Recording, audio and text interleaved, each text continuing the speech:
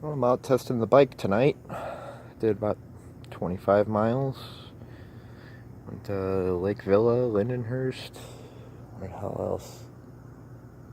Part of Fox Lake. Now I'm at Rock Corner.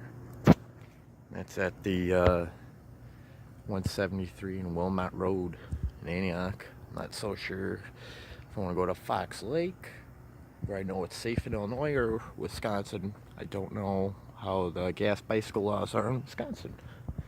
So, so what happened here was the other day I broke my tank.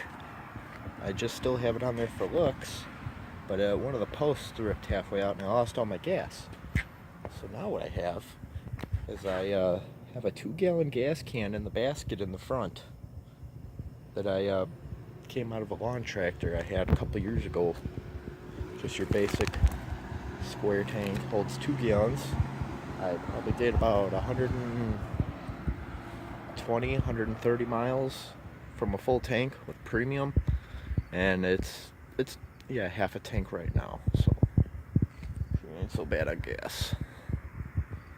So yeah, should be able to take this to see my kids pretty soon. 68 miles each way. So if that's not dedication, then I don't know what the fuck is. Alright guys, peace out.